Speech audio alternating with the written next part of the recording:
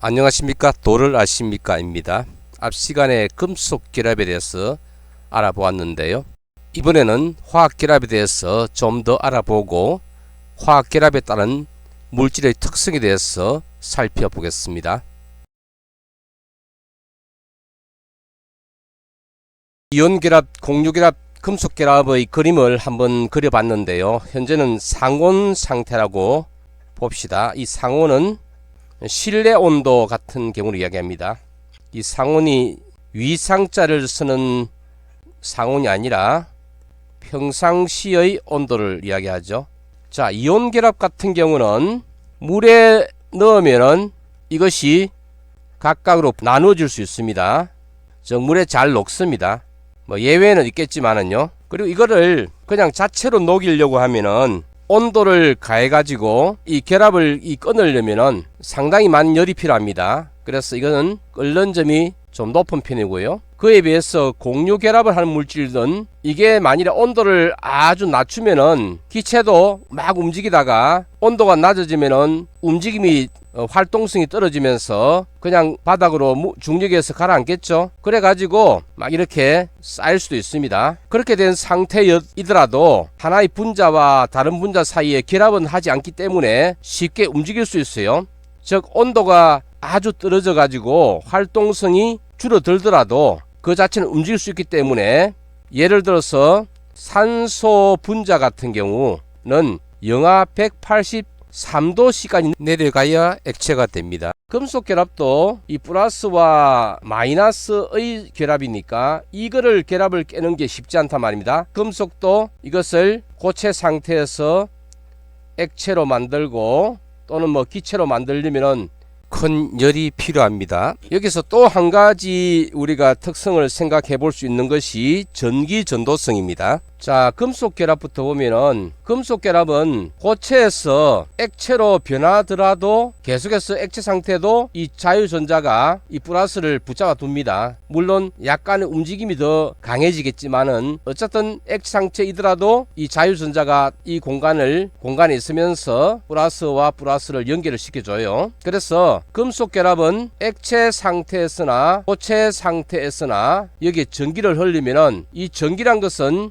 전자가 이동하는 게 전기잖아요. 그래서 이 안에 있는 플러스 양이온은 움직이지 못한다 할지라도 여기는 자유전자가 쉽게 움직이기 때문에 고체 액체 모두에서 전기가 잘 흘러요. 그 다음에 여기에 공유결합을 보면 공유결합 같은 경우는 아예 요 분자 자체가 전기가 없죠. 그러니까 이게 액체 상태로 바닥에 쫙 깔아앉아 가지고 있는 상태가 되더라도 한 개 한 개 알갱이가 자체가 전기가 없기 때문에 이거는 전기가 흐르지 않습니다. 그리고 공간 중에 자유롭게 돌아다니는 기체 상태일 경우도 물론 당연히 전기가 흐르지 않겠죠. 그 다음에 이온 결합을 보겠습니다. 이온 결합은 이렇게 플러스 마이너스로 연결되어 있는 상태인데 여기에 전기를 연결시키면은 전기는 마이너스란 것이 이동을 해야 되는데 이게 현재 마이너스 이거는 이온 상태로서 옆에 있는 플러스 이온과 이렇게 결합을 하여 있기 때문에 전기를 흐르지 못합니다. 즉 고체 상태에서는 전기가 흐르지 않고 자 액체가 되면은 물에 녹을 경우에는 이 플러스와 마이너스가 다 풀어져 버려요. 풀어져 버리면 그 공간에 전기를 이렇게 연결시키면 이 플러스 이온은 마이너스 이온 쪽으로 갈 것이고 마이너스 이온은 플러스 쪽 이온으로 가겠죠. 이렇게 이동을 하니까 액체 상태에서는 전기가 흐릅니다. 물질의 결합 중에서 한 가지 빠진 내용은 금속 결합 같은 경우에 자유전자가 햇빛의 에너지를 받아가지고 빛을 냅니다. 그런 것 때문에 금속 광택이 나옵니다.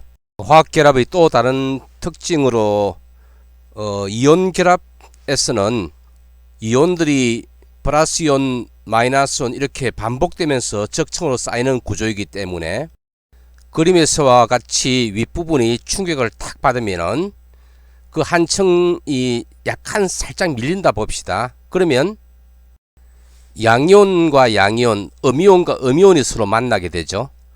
그러면 전기적인 반발력이 생겨가지고 그 부분이 탁 끊어집니다. 그래서 이온 결합 물질은 충격에 잘 깨어집니다.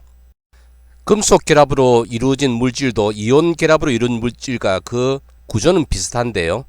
결합한 알갱이들이 모두 양이온으로 구성되어 있기 때문에 이들 알갱이들을 붙잡아 두는 것은 자유전자입니다. 충격이나 압력에 의해서 그것이 공간이 좁아진다든지 뭐 이렇게 하더라도 자유전자가 그들을 붙잡아 주기 때문에 깨어지지는 않습니다. 계속 눌러주거나 늘려주어도 이 현상은 지속되기 때문에 이런 금속의 성질을 연성, 전성 이런 성질로 부르고 있죠.